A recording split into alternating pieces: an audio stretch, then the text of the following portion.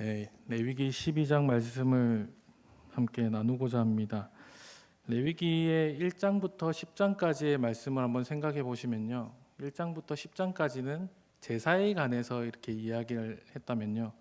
레위기 11장부터 15장까지는 큰 주제가 정결함, 부정함에 대해서 이야기를 하고 있습니다. 레위기 11장은 외부로부터 오는 그 부정함에 대해서 이야기를 했다라면은 12장은 내부에서 오는 이 부정에 대해서 이렇게 이야기를 하는데, 특히 12장에서는 출산하는 여인의 경우 왜 부정해지는지, 그리고 어떻게 하면은 정결해지는지, 또 아들을 낳았을 경우와 딸을 낳았을 경우 왜 어떻게 다른지에 대해서 살펴보고자 합니다.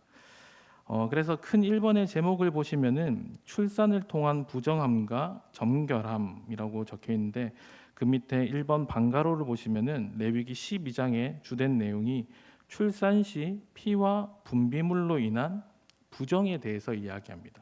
그래서 첫 번째 가로에 들어갈 단어는 부정입니다. 레위기 12장은 출산 시 피와 분비물로 인한 부정, 이 부정에 대해서 이야기를 오늘 하고자 합니다. 가로에 부정이라는 단어 혹시 쓰셨을까요? 레위기 12장에서 빠지지 않는 이 핵심 주제인 부정에 관해서 출산으로 인한 출혈에 인해 부정의 문제를 다루고 있는데, 2절의 말씀입니다. 우리 읽었었던 2절의 말씀 우리 함께 한번 읽어보도록 하겠습니다. 함께 읽겠습니다. 시작. 이스라엘 자손에게 말하여 이르라. 여인이 임신하여 남자를 낳으면 그는 이레 동안 부정하리니 곧 월경할 때와 같이 부정할 것이며. 아멘. 여인이 임신하고 출산하여 아들을 낳았을 경우에 대해서 먼저 설명을 합니다.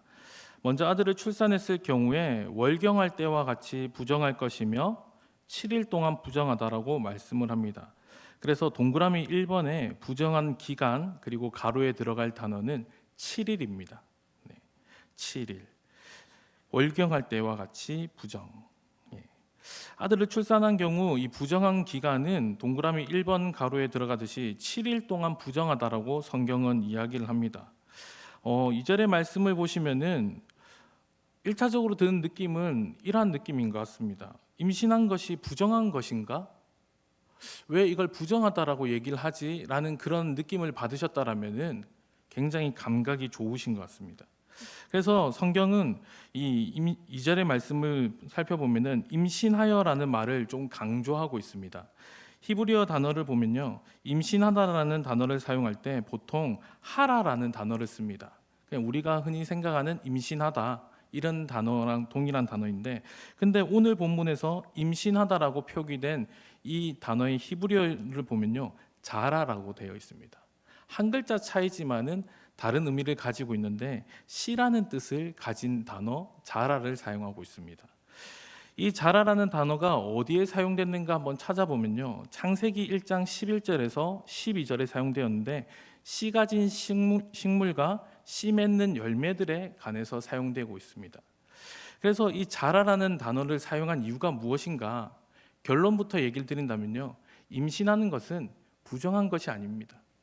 임신하는 것은 하나님의 창조 섭리 아래서 진행된 하나님의 특별한 계획이라는 것을 이야기하고 있다는 겁니다.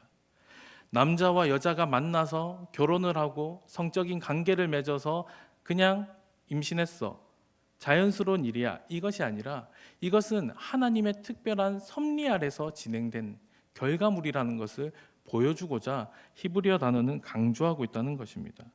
그래서 히브리어 원어에서부터 임신이 마치 부정하다라는 느낌을 받는다라면은 그러한 느낌을 받는 것이 잘못되었다는 것을 가르치고자 또 강조하고자 자라라는 단어를 사용하여서 출산이 가지는 이 의미가 얼마나 특별하고 소중한지를 이야기하고 있습니다.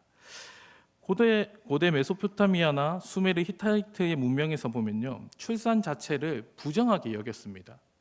당시의 세상 사람들은 출산은 부정한 것이야 라고 이렇게 막연히 생각했지만은, 그러나 성경은 출산 자체를 부정하다라고 말하지 않습니다. 그렇다면은 왜 부정하다라고 이렇게 이야기를 할까요? 임신과 출산이 부정한 것이 아니라 그 가정 속에서 피를 흘리고 나오는 분비물이 사람으로 하여금 부정하게 한다는 것입니다.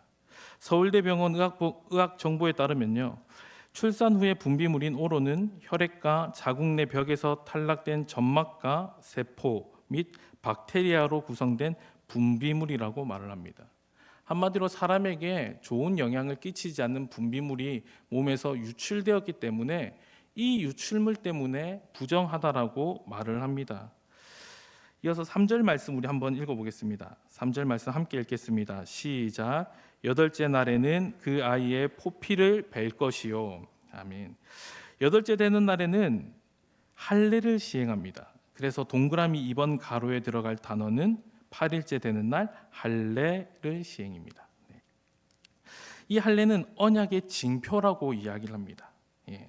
8일째 되는 날 가로에 할례를 시행함으로써 이것이 언약의 징표가 된다라고 하는데, 출산한 여인은 7일 동안 부정한 기간을 보내고 출산한 자녀가 8일째 되는 날 할례를 시행함으로써 이 아이는 이방인과 다른 하나님의 백성이다, 하나님의 자녀라는 것을 선포하고 선언한다는 겁니다.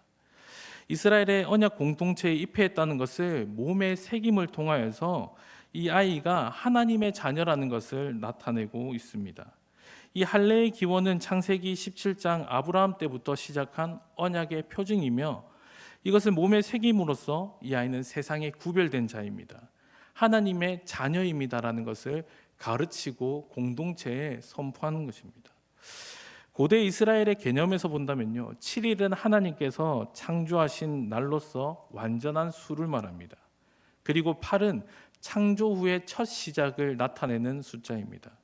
즉 이 아들이 8일째 할례를 받는다는 것, 생명을 태어났지만은 이 아이가 할례를 받음으로써 새로운 시작을 하는 단계, 하나님의 백성으로서의 새로운 시작을 공동체에게 알린다는 것을 의미하고 있습니다. 그리고 4절의 말씀입니다. 4절의 말씀 제가 한번 읽어보겠습니다. 그 여인은 아직도 33일을 지내야 산열이 깨끗하리니 정결하게 되는 기한이 차기 전에는 성물을 만지지도 말며 성소에 들어가지도 말 것이며. 아멘. 태어난 남자아이는 8일 만에 할례를 받고 산모의 경우에는 7일 동안 부정한 기간을 지나고 난 후에 그것이 끝이 아니라 33일을 더 보내야 된다라고 이야기를 합니다. 그렇게 한 후에야 산열이 깨끗하다라고 말을 하면서 33일의 정결 기간 동안 이 여인은 성물을 만지거나 성소에 출입이 안 된다, 금지되었다라고 이야기를 합니다. 이러한 상태를 부정한 상태라고 이야기를 하는데, 부정한 상태라고 이렇게 얘기를 들을 때마다 어쩔 수 없이 드는 느낌은 범죄한 느낌이라는 인식을 지울 수가 없습니다. 출산한 것이 마치 진짜 범죄한 건가? 뭔가 잘못된 건가? 그래서 격리를 해야 되고 33일 동안 성소에 들어가거나 성물을 만지지 못하게 하는 건가라는 그런 느낌을 자꾸 지울 수 없는 게 사실인 것 같습니다. 그래서 좀 더 후에 더 자세하게 살펴보겠지만은, 간략하게 먼저 살펴본다라면은 구약 성경에서 피 자체는 부정한 것이 아니라 오히려 제2가정, 제사가정 속에서 피는 정결하게 하는 수단으로 사용됩니다. 즉 피에는 또 생명이 있다라고 성경은 이야기를 합니다. 이것을 종합해서 본다라면은 여인이 출산을 하여서 분비물로 인해서 부정하게 되었고 피를 많이 흘렸다는 것, 즉 생명을 흘렸다는 것입니다. 그렇기 때문에 이 여인에게는 보호와 조치가 필요하다는 겁니다. 부정하다, 이 말을 다르게 말하면은 보호가 필요한 존재라는 겁니다. 성소에 출입한다는 것은 피를 흘리고 분비물을 흘렸기 때문에 더럽다, 정결하지 못하다, 이것이 아니라 출산으로 인한 피와 분비물로 인하여서 이 여성은 그 누구보다도 보호와 쉼이 필요하다는 것을 이스라엘 백성들에게 선포한다는 것입니다. 그래서 이 여인의 상태를 감안하여서 여러 가지 절기나 규례나 이스라엘의 당연한 의무에서 배제함으로써 적극적인 보호와 조치를 취한다는 것을 말합니다. 그래서 이 출산의 부정함은 나중에 살펴볼 이 나병에 관한 부정함과 조금 다른 것이 정해진 기한이 있다는 것입니다. 이 기간 동안 이 여인이 보호를 받고 쉼을 누림을 통하여서 다시 공동체에 복귀할 수 있고, 그리고 공동체에 돌아왔을 때는 하나님의 성물과 그리고 성소에 들어갈 수 있다는 것, 즉 본연의 자리로 돌아와 예배할 수 있다라는 것을 이야기합니다. 그래서 남아를 출산한 것에 대해서 정리를 하면요, 이 남자아이를 출산했었을 때는 7일 동안 부정한 상태를 보내고 8일째가 되는 날에는 할례를 시행합니다. 그리고 이 산모 같은 경우에는 33일을 더 보내서 총 40일 동안 정결 기간을 보낸 후에 성물을 만지거나 성소의 출입이 허용이 됩니다. 5절의 말씀입니다. 5절의 말씀 우리 한번 함께 읽겠습니다. 5절의 말씀 함께 읽겠습니다. 시작. 여자를 낳으면 그는 2일에 동안 부정하리니 월경할 때와 같을 것이며 사녀리 깨끗하게 되면 66일을 지내야 하리라. 아멘. 큰 입원의 방가로 입원 딸을 출산한 경우에 대해서 한번 살펴보고자 합니다. 5절에서는 딸을 출산한 경우에 대해서 말을 하면서 동일한 내용이기 때문에 생략하는 부분들이 많습니다. 딸이 중요하지 않아서가 아니라 동일한 내용이기 때문에 생략을 하고 있는데, 딸을 출산했을 경우 동그라미 1번을 보시면은 부정한 기간이 14일이라고 이야기를 합니다. 아들을 출산했을 경우와 다르게 그 숫자와 기간이 2배로 늘어난 것을 알 수가 있습니다. 딸을 낳았을 경우에 이 아들과 달리 14일 동안 부정하다라고 말을 하면서, 또 그리고 출산한 동그라미 2번 출산한 여인의 정결 기간은 66일 동안 이 정결 기간이 필요하다라고 말을 합니다. 그래서 가로에 들어갈 단어는 66일입니다.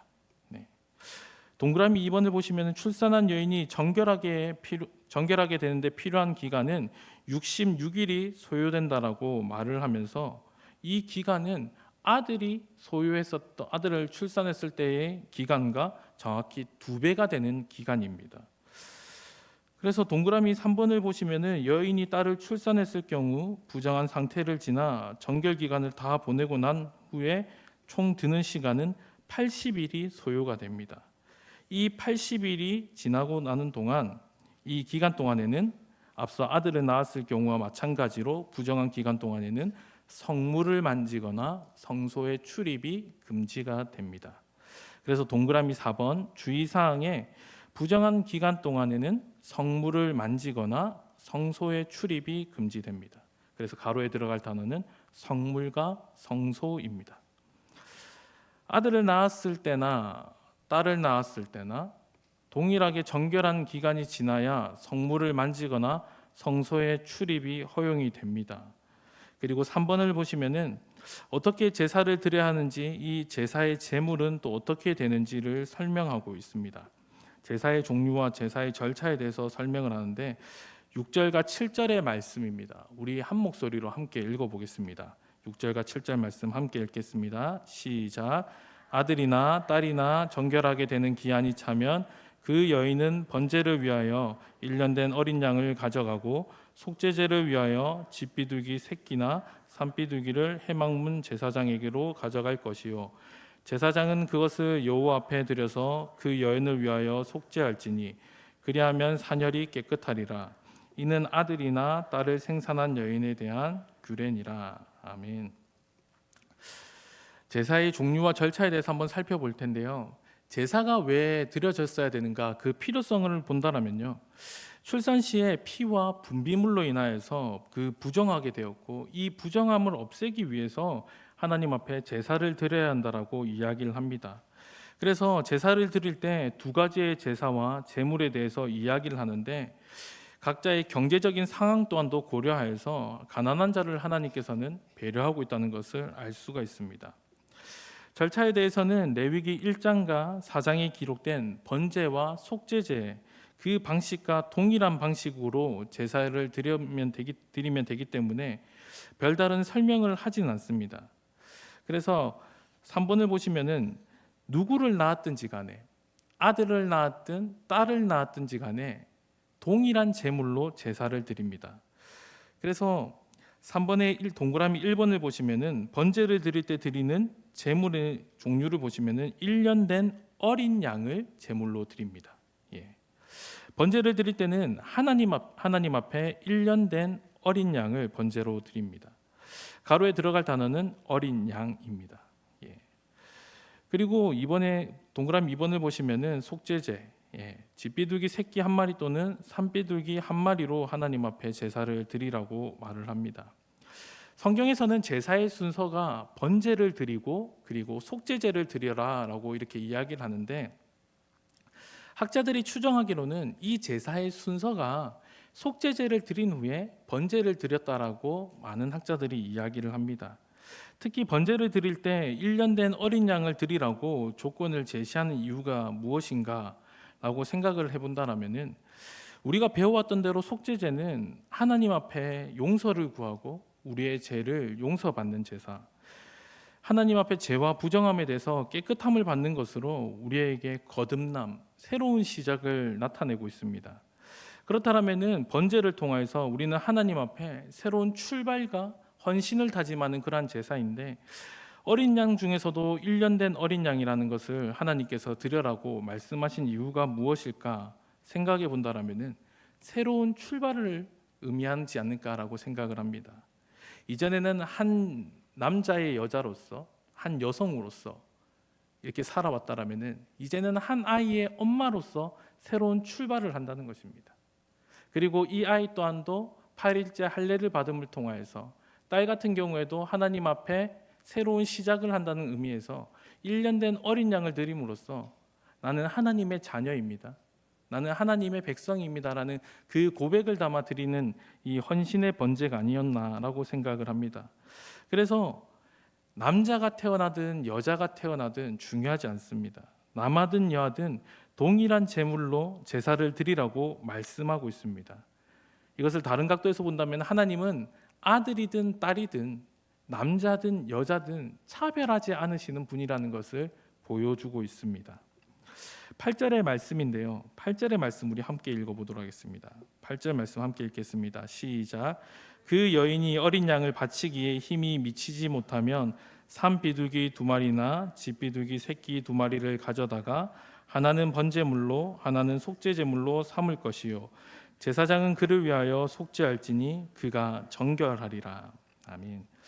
가난한 경우에는 하나님 앞에 제사를 드리지 않아도 된다라고 말씀하지 않습니다.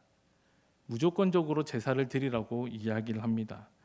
자녀를 출산했는데 어린 양을 바치기가 힘든 상황이다. 그렇다면은 비둘기 2마리 중에 한 마리는 속죄제로, 한 마리는 번제로 드리라고 말씀합니다.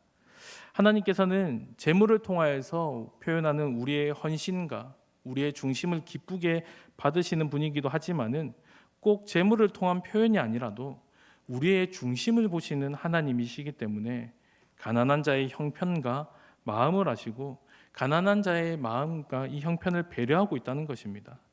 그리고 가난하다고 해서 하나님 앞에 속죄제를 드리지 못하는 경우가 없도록 이 소외된 자들을 배려하는 마음에서 아무리 부유한 자라고 할지라도 속죄제 제물 같은 경우에는 동일한 것으로 드리라고 이야기를 합니다.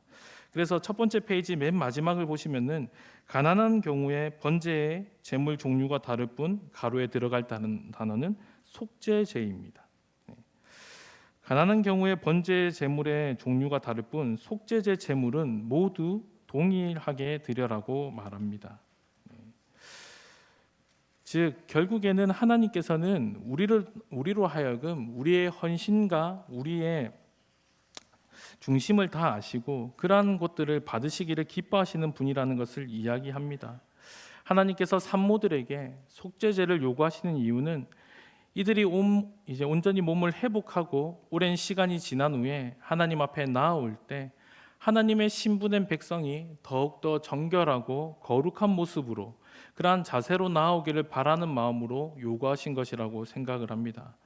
하나님께서는 자신이 거룩하시기 때문에 우리에게도 거룩하기를 바라는 말씀처럼 범죄한 상태가 아니라 할지라도 더욱더 정결하게 나아오기 위해 속죄제를 요구하고 있습니다. 그렇게 하나님 앞에 제사를 드리고 이렇게 번제를 드리면서 하나님 앞에 헌신과 충성을 다짐하면서 이런 출산의 정결 절차에 대해서 이야기를 나누었습니다. 네, 두 번째 페이지 2번을 보시면은 이제는 우리가 읽었었던 레위기 12장을 읽어보셨을 때 우리가 들었었던 느낌, 지울 수 없었던 이 오해와 같은 그런 질문들을 하나씩 한번 생각해 보며 살펴보고자 합니다. 첫 번째는 출산은 부정한 것인가라는 오해입니다. 왜 이러한 오해가 생겼는가? 출산을 하면은 부정하다라고 해서 산모로 하여금 격리를 합니다. 그래서 이 기간이 마치 부정한 것이다, 더러운 것이다, 하나님 앞에 범죄한 것이 아니냐라고 자유주의 신학자들은 공격을 합니다. 그렇다면은 이 부분에 대해서 이 사람들이 말하고자 하는 그 주장이 무엇인가? 창세기 3장 16절을 보시면은 원죄를 통한 타락의 결과로서 임신하는 고통을 크게 더할 것이라고 하신 그 말씀 때문입니다. 그래서 1번의 반가로 오해를 보시면은 극심한 고통을 통한 출산은 원죄를 통한 타락의 결과, 가로에 들어갈 단어는 원죄입니다. 네. 출산이 왜 부정한가? 그것은 가로에 들어간 단어 원죄를 통한 타락의 결과라고 주장을 합니다. 고대 근동 사회에서는 이 산열로 인해서 여성이 부정하게 여겨진다라고 생각을 했습니다. 그 이유가 극심한 고통을 통한 출산과 피 흘림은 타락의 결과물이라고 이해했습니다. 다른 한편으로는 여성의 이 생리혈에 주술적인 힘이 있다라고 생각을 하면서 이러한 생각들이 계속해서 연장되다 보니 몸에서 나오는 유출물은 죄와 죽음을 상기시킨다라고 사람들은 생각했습니다. 그래서 창세기 3장 16절에 하나님께서는 범죄한 아담과 하와와 뱀을 향하여서 죄의 결과에 대해서 말씀하시고 여자에 대해서는 해산의 고통을 겪을 것이라고 말씀을 하셨습니다. 출산을 할 때 고통이 수반되는 것은 문자적으로는 원죄의 결과가 맞습니다. 그러나 오해하지 않으셔야 되는 부분은 하나님께서는 출산을 통하여서 하나님의 구원 계획이 어떻게 이루어지는지를 말씀하셨다는 겁니다. 죄의 징계로 출산의 고통이 더해진 것은 맞습니다. 그러나 그것이 전부가 아니라 고통을 지나 출산을 통하여서 주어지는 이 생명은 하나님의 소망과 하나님의 비전을 보게 하시는 데 목적이 있고, 이러한 소망을 통하여서 여자의 후손을 통하여서 올 메시아를 고대하게 하셨다는 겁니다. 즉 출산을 통한 고통, 그것은 참고 인내함으로써 귀한 생명을 얻고, 그것을 통해서 우리가 생각해야 되는 것은 죄의 대가는 고통스럽고 너무나도 힘들지만 그것을 넘어서는, 그것을 뛰어넘는 하나님의 소망과 생명의 역사가 있다는 것, 그것을 얘기해 주고 있다는 것입니다. 그래서 자유주의 신학자들의 주장에 반론을 한다면은 하나님이 주신 축복이라는 것입니다. 이번에 반론을 보시면 출산은 창조 때부터 주신 하나님의 축복입니다. 그래서 가로에 들어갈 단어는 축복입니다. 네. 출산은 하나님이 주신 축복의 상징이고 이것은 하나님께서 주신 은혜의 결과물이라는 것입니다. 시편 127편 3절의 말씀을 보시면은 보라, 자식들은 여호와의 기업이요 태의 열매는 그의 상급이로다라고 말씀합니다. 자녀는 하나님의 기업이라고 말씀하시면서 이 가정의 상급은 자녀라고 다시 한 번 더 강조하고 있습니다. 출산의 고통을 지나서 나온 이 생명은 하나님이 우리 가정 가운데 주신 생명이고, 더 나아가 이 생명을 통하여서 하나님은 하나님의 나라를 확장해 나가신다는 것입니다. 이 자녀를 통하여서 복의 통로로 삼아주시고, 이 자녀를 통하여서 하나님의 나라가 확장되고, 더 나아가 이 여인의 후손으로 메시아가 올 것이라는 그 말씀이 성취가 되었다는 것입니다. 그렇기 때문에 출산은 부정한 것이 결코 아닙니다. 출산은 하나님이 주신 복이요 은혜라는 것입니다. 그래서 이 출산은 창조 때부터 주신 하나님의 명령이라는 것입니다. 동그라미 이번에 출산은 창조 때부터 주신 하나님의 가로에 들어갈 단어 명령입니다. 하나님께서는 창조 때부터 이 아담과 하와에게 생육하고 번성하고 땅에 충만하라라고 말씀하셨습니다. 그래서 출산은 창조 때부터 주신 하나님의 가로에 들어갈 단어 명령입니다. 창세기 1장 28절의 말씀 우리 한번 함께 읽어보겠습니다. 창세기 1장 28절의 말씀입니다. 함께 읽겠습니다. 시작. 하나님이 그들에게 복을 주시며 하나님이 그들에게 이르시되 생육하고 번성하여 땅에 충만하라. 땅을 정복하라. 바다의 물고기와 하늘의 새와 땅에 움직이는 모든 생물을 다스리라 하시니라. 아멘.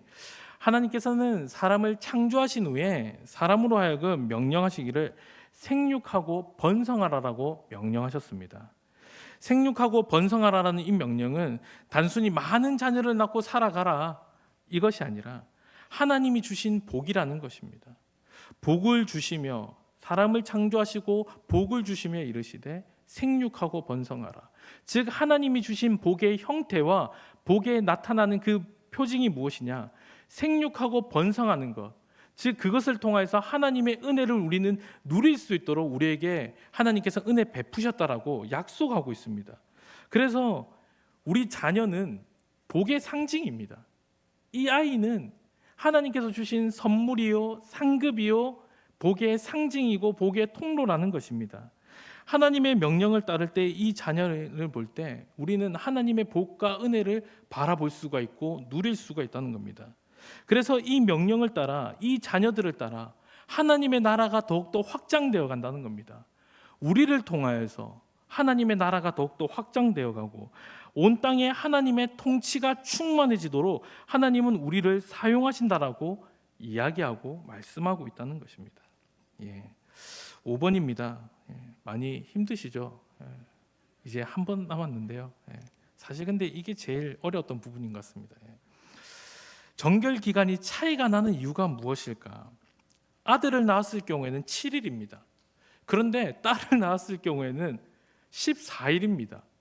정결하게 되는 기간도 아들은 33일이면 회복이 됩니다. 딸을 낳았을 경우에는 66일이 걸립니다. 너무 잘 들어주셨는데요. 총 40일이 걸렸고 딸은 80일이 걸렸습니다. 누가 봐도 차별이 아니냐, 왜 이걸 이렇게 구분지었지?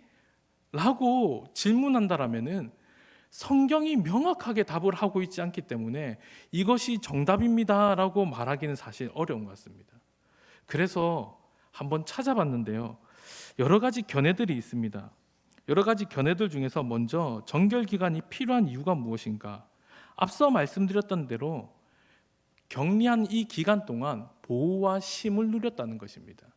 이 기간은 단순히 그냥 이 사람은 부정한 사람이야 라고 해서 격리시키는 것이 아니라 출산한 여인은 지금과 같이 고대 이스라엘에도 하나님께서 주신 이 구약 시대에도 이 산모가 얼마나 연약한 상태인지를 아시고 하나님은 이들을 배려하시고자 격리하는 시간을 주셨다는 것입니다.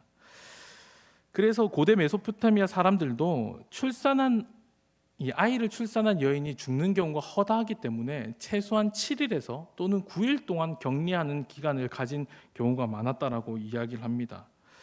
그래서 정결한 기간이 이제 본론으로 들어가서 2번을 보시면은 정결 기간의 차이. 아들과 딸 모두 다 귀한 생명인데 왜 정결한 기간의 차이가 있는가? 동그라미 1번을 보시면은 유대인 외경을 근거로 한 하나의 통일성입니다. 아들과 딸을 낳았을 경우 모두가 다 소중하고 참 복의 상징이고 복의 통로인데 왜 이 차이가 있는가? 유대인들은 자신들이 생각한 대로 한번 연관지어서 본다라면은 종교적인 관점에서 본다라면은 창세기와 연관을 지어서 봤다는 겁니다. 구약 성경에서 특정 사건이나 제의에 관한 숫자를 맞출 때 유대인들은 맞추는 특징이 좀 있습니다. 그래서 7, 40 이런 숫자에 좀 맞췄습니다. 그러다 보니까 유대인들이 33일이나 66이라는 이 숫자는 잘 사용하는 숫자가 아닙니다. 이 본문에서만 딱 유독 나타나는 숫자인데 그렇기 때문에 유대인들은 이런 패턴을 맞추기 위해서 7 더하기 33 그래서 40 이렇게 맞춘 것이 아닌가 그렇게 이야기를 하기도 합니다. 그렇다면은 역시나 질문이 나옵니다. 왜 그러면 남자는 40이고 여자는 80이냐? 이런 생각을 하게 되는데 그 근거를 찾아보니까 유대인들이 읽는 이 외경인 희년서를 보면은 희년서 3장 8절에서 14절에 의하면은 아담은 창조 첫 주에 만들어졌고 하와는 둘째 주에 만들어졌다라고 말을 합니다. 그러면서 아담은 에덴 동산에 40일을 채우고 들어갔고 하와는 80일을 채우고 들어갔다라고 이야기를 합니다. 그래서 유대인들이 보는 이 외경의 희년서를 근거로 해서 남자아이를 낳았을 경우에는 7일 그리고 33일을 보태서 40일, 여자아이를 낳았을 경우에는 그 2배의 일수를 채운다라고 학자들은 이렇게 주장하기도 합니다. 하지만 정경이 아니기 때문에 유대인들이 읽는 외경 중에 하나이기 때문에 참고만 하시면 좋을 것 같습니다. 두 번째 의견은 무엇인가? 동그라미 2번을 보시면은 사회적 종교적인 관념입니다. 당시 고대 시대 당시에는 남성보다 상대적으로 낮았던 이 여성의 지위에 대해서 이야기를 하고 있습니다. 레위기 27장 2절에서 7절을 말씀을 보시면은 생명의 속전을 낼 때 남자는 여성의 2배를 냅니다. 그래서 자유주의 신학자들은 이것을 근거로 여성들이 남성보다 열등한 존재이기 때문에 이러한 기간도 2배가 더 필요하다, 그렇게 주장을 하는데 사실 그렇지가 않습니다.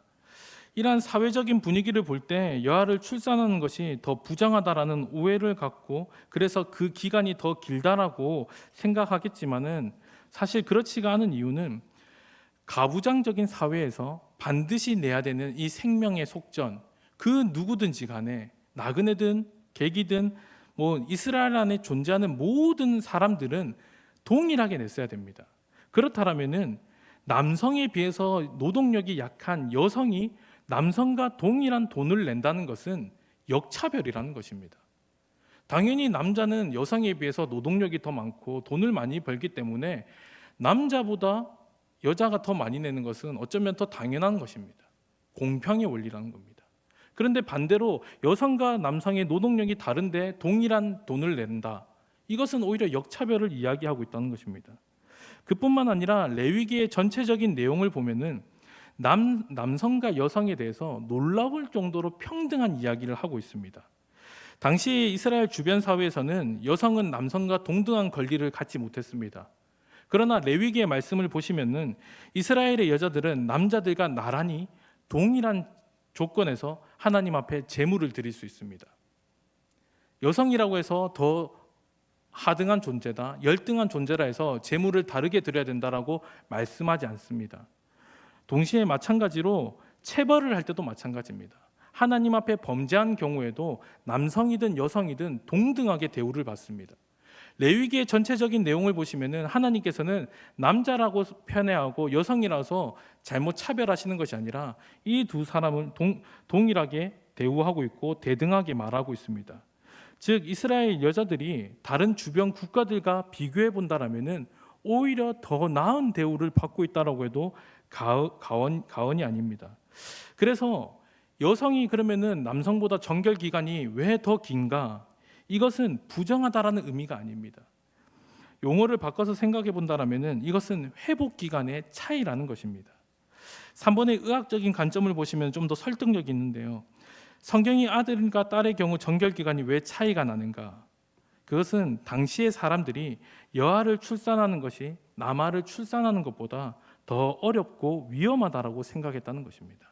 그리고 남자아이를 낳았을 때보다 여자아이를 낳았었을 때 더 많은 피와 분비물을 흘린다라고 사람들은 생각을 했습니다. 이러한 생각을 하고 있기 때문에 여아를 출산한 경우 그러한 여성의 그러한 산모의 경우 더 위험할 것이라고 생각을 하여서 더 긴 시간 동안 배려하고 보호하는 시간들을 가지지 않았는가라고 생각을 합니다. 이거에 대한 주장을 누가 하느냐? 미시나 야다임이라는 이 랍비들이 읽는 책에 기록된 내용들을 보시면은 요하난 벤자카이라는 이 유명한 랍비가 이렇게 이야기를 합니다. 열등하다고 부정한 것이 아닌 너무나도 중요하기 때문에 부정한 경우가 있다.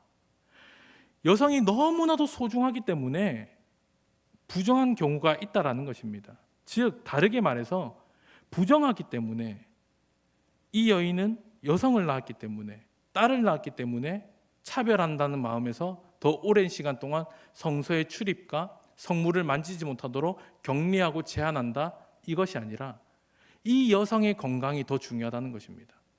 이스라엘의 규례와 이스라엘의 제사와 여러 가지 모든 것들보다 하나님은 하나님의 백성이 더 중요하다는 겁니다.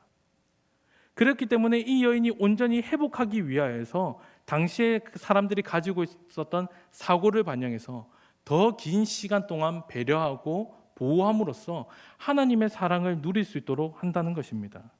즉 정결 기간은 단순히 차별 기간이 아니라, 부정하고 더러운 기간이 아니라 하나님 앞에 보호와 쉼을 누리는 기간이라는 것입니다. 그래서 동그라미 4번의 정리를 보시면요, 남아와 여아를 출산한 산모에 대해서 배려이자 보호라는 것입니다. 가로에 들어갈 단어는 배려 그리고 보호입니다. 남아와 여아를 출산한 산모에 대한 배려이자 보호라는 것입니다. 즉 정결 기간은 다르게 말해서 회복이 필요한 기간, 회복 기간이라고 표현해도 될 것 같습니다. 출산은 부정한 것, 죄를 범한 범죄의 상태가 아니라 일시적으로 하나님의 보호와 쉼이 더 적극적으로 필요한 상태라는 것을 이야기하고 있으면서, 이러한 것들을 나타내는 것이 또 쿰란 공동체를 보시면은 월경과 출산한 여인들을 위한 격리 시설이 있었다라고 이야기를 합니다. 즉 이스라엘 사회에서나 고대에 정말로 하나님을 바르게 믿는 사람들은 여성을 오히려 더욱더 배려하고 더 그들을 보호함으로써 생명의 소중함이 무엇인지를 나타내고 있다는 것입니다. 즉 결론을 내면요, 출산 후의 정결규례는 남자들이 남성 우월주의를 이야기하고자 하는 그런 근거를 제공하는 규례가 아닙니다. 남성이 여성보다 더 우월하다는 생각이 아니라 오히려 생명이 얼마나 귀한 것인지를 하나님은 나타내고 있으면서, 그래야 해서 출산을 통하여서 하나님이 주신 축복의 상징이 무엇인지를 알게 하시고, 특히나 또 연약한 자들을 보호하고 배려하는 그 하나님의 마음과 하나님의 사랑을 알게 함으로써 공동체 가운데 연약한 지체들, 보호가 필요한 지체들, 도움이 필요한 지체들, 그들을 배려하고 보호하는 것이 하나님의 명령이요 뜻이라는 것을 우리에게 가르쳐주고 있다는 것입니다. 우리 교회 또한도 그렇게 더욱더 부흥회가 나갔으면 좋겠습니다. 가장 연약한 사람이, 가장 배려가 필요한 사람이 더 행복을 누리고 더 보호를 느끼는 그러한 우리 교회가 되기를 간절히 소망합니다.